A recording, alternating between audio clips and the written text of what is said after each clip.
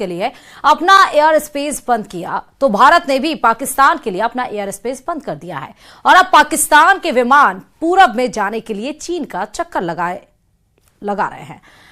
जाहिर है भारत के एयर स्पेस स्ट्राइक से पाकिस्तान की एयरलाइन कमर टूटनी तय है। देखिए इस पर यह रिपोर्ट।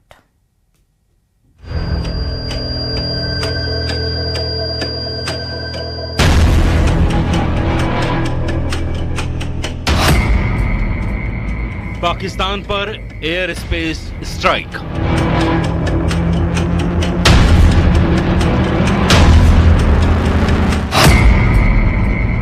जल प्रहार के बाद वायु प्रहार।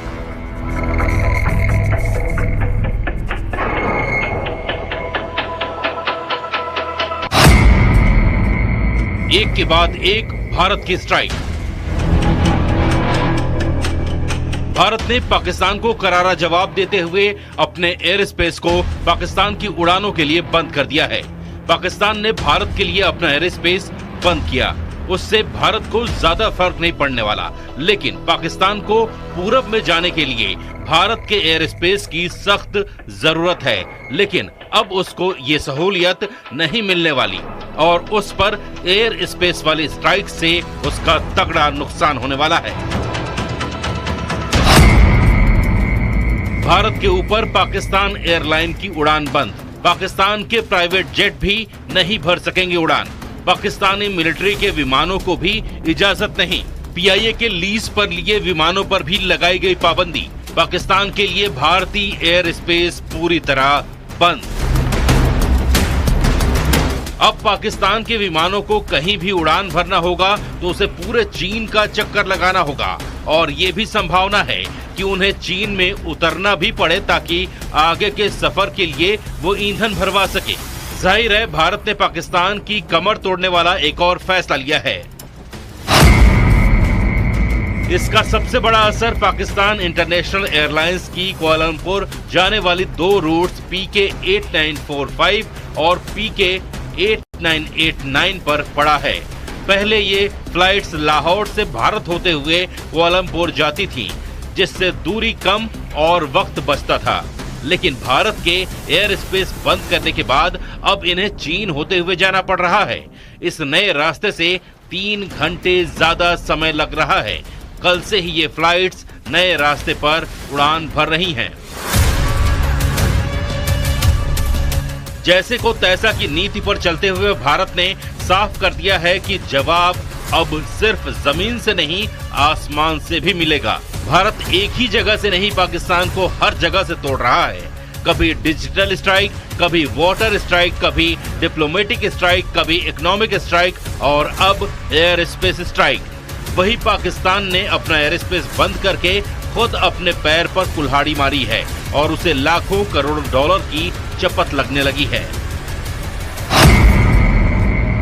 पाकिस्तान को भारतीय विमानों से मिलने वाली ओवर फ्लाइट फीस का अब नुकसान उठाना पड़ेगा।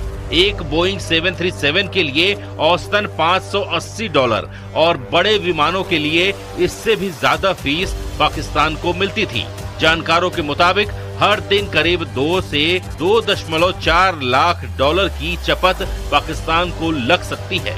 लैंडिंग, पार्किंग और अन्य शुल्क जोड़ लें तो कुल नुकसान $3.5 लाख तक पहुंच सकता है। इससे पहले पुलवामा हमले के बाद भी पाकिस्तान ने भारतीय विमानों के लिए एयर स्पेस बंद किया था और उस दौरान उसे करीब $100 मिलियन का घाटा उठाना पड़ा था। लेकिन इस बार उसे दोहरी मार पड़ने वाली है। पाकिस्तान के रक्षा मंत्री ख्वाजा मोहम्मद आसिफ के तेवरों में 48 घंटे में जबरदस्त यू टर्न देखने को मिला। 2 दिन पहले तक भारत को युद्ध के लिए ललकारने वाले ख्वाजा अब अल्लाह से दुआ कर रहे हैं कि जंग ना हो। उनका कहना है कि हालात तो युद्ध जैसे बन रहे हैं, लेकिन पाकिस्तान की तरफ से कोई लड़ाई शुरू नहीं की जाएगी। उनके इस बयान से साफ है कि युद्ध की धमकी देने वाले अब डर से कांप रहे हैं। देखें रिपोर्ट।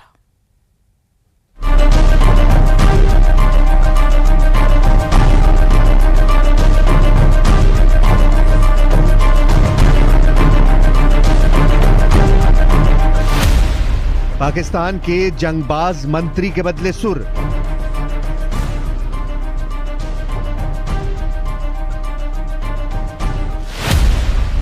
ख्वाजा बोले, अल्लाह ये युद्ध टाल दो।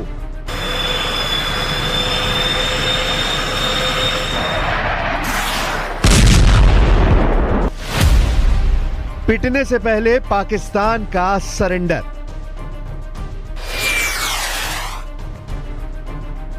पाकिस्तान के युद्ध उन्मादियों की हवा खराब हो गई है।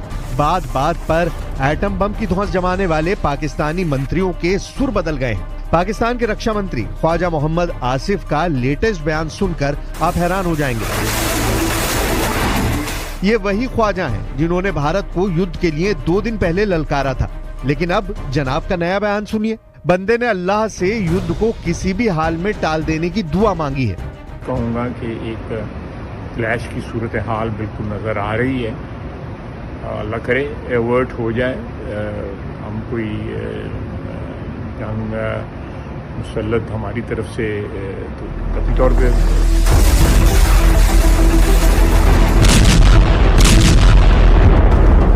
अचानक ख्वाजा आसिफ की तबीयत नासाज हुई है या फिर उन्हें हकीकत का अंदाजा हो गया है? कल तक गीदड़ भपकी जमा रहे ख्वाजा के तेवर ढीले क्यों पड़ गए हैं? क्यों बारूदी साजिशों के ख्वाजा घबराए हुए हैं? हकीकत सबके सामने है। पाकिस्तान की आतंक नीति दुनिया जान चुकी है। पहलगाम नरसंहार के मास्टरमाइंड के अड्डे कहां हैं? पहलगाम का टेरर कमांडर कौन है? पहलगाम हमले के सूत्रधारों का एक एक सिरा जुड़ गया है। भारत इन आतंकजीवियों का फैसला कर चुका है। पीएम मोदी पड़ोसी मुल्क में पल रहे आतंकी सरगनाओं के सर्वनाश का ऑर्डर दे चुके हैं। जाहिर है जिन दहशतगर्दों की बदौलत पाकिस्तानी जनरलों की अघोषित सत्ता पाकिस्तान में चल रही है, जब वही नहीं बचेंगे तो कायरो का क्या होगा? वही खौफ अब ख्वाजा जैसे लीडरों को खाए जा रहा है। इसलिए ख्वाजा अल्लाह से जंग टालने के लिए दहाड़े मार रहे हैं।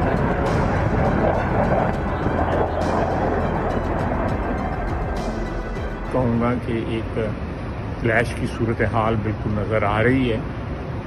अल्लाह करे एवर्ट हो जाए, हम कोई जंग मुसल्लत हमारी तरफ से तो कतई तौर पे असल में पाकिस्तान कई साल से ढह रहा है। पहलगाम आतंकी वारदात की साजिश रचकर पाकिस्तानी सेना ने बुनियाद की आखिरी ईंट भी हिला दी है। भूख की मारी पाकिस्तानी अवाम हुक्मरानों की बारूदी साजिशों से परेशान है। पाकिस्तानी लोगों में सेना के खिलाफ जबरदस्त गुस्सा है। उन पर भारत के सख्त एक्शन का बढ़ता खतरा पाकिस्तान के लिए प्राणघाती बनता जा रहा है, जिससे बचने के लिए ख्वाजा जैसे तमाम नेता तरह तरह के हथकंडे आजमा रहे हैं। पाकिस्तान के रक्षा मंत्री ने कश्मीर मसले में चीन को चौधराहट का ऑफर भी दे डाला है। पाकिस्तान के रक्षा मंत्री ख्वाजा आसिफ ने कहा है चीन की बड़ी अलग पोजीशन है, कश्मीर का एक हिस्सा उनके पास भी है, तो सारा ये जो कश्मीर का इशू है चीन भी इसमें एक स्टेक होल्डर है। सिंधु नदी चीन से भी होकर आती है, तिब्बत से आती है। पाकिस्तान को चीन ने हमेशा सपोर्ट किया है। शहबाज शरीफ कैबिनेट के जितने मिनिस्टर हैं उतनी तरह की बातें हैं। रेल मंत्री एटमी युद्ध की धौंस जमाता है। सूचना प्रसारण मंत्री तारड़ भारत के हमले के घंटे गिनाता है। वहीं रक्षा मंत्री युद्ध टाल देने की दुहाई दे रहा है। लेकिन अब जो भी तय होना है वो भारत करेगा। पाकिस्तान का वक्त खत्म हो चुका है। फैसला सख्त है, नतीजे ऐसे होंगे जिसे पाकिस्तान की कई पीढ़ियां मेरी उड़ गई रात की नींदें, जागी है कई उम्मीदें, मेरी उड़ गई रात की नींदें। अब पल पल तिल तिल सोचे हम कैसे तुझ तक पहुँचे।